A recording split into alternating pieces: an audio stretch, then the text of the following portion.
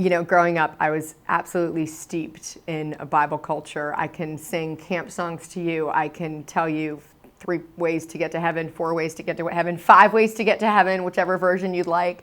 I was in church all the time and I studied the Bible, but the reality was that alone was not changing me, because one day I stood outside. I had just on my 3rd child and was just sort of disappointed in who I was as a person. I didn't like who I was when no one was looking. And something about motherhood, nothing like children will bring that up, it seems like. And I think the Lord does that in all kinds of different ways. But for me, it was children. And I remember thinking, I'm in this great neighborhood. I live on this great cul-de-sac.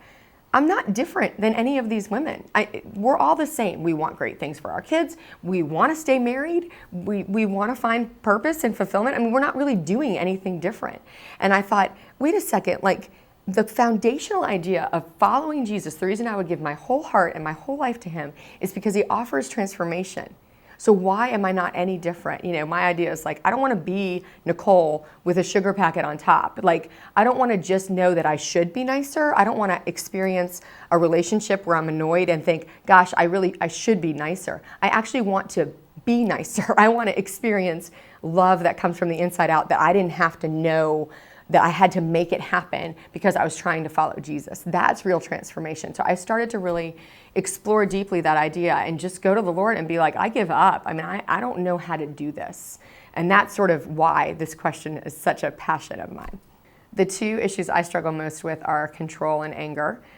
They were the hardest in some ways to write and the easiest because they're closest to sort of what God's doing in me. And even now, I just want to be quiet and not talk about them. But there's great freedom in just admitting, hey, I'm not great at these things. And some of it, like we talk about in the book, is sort of personality and the ways we've been raised and all of those things. But God has done great work in me from realizing, wow, you want to work in these things and you want me to bring them to you.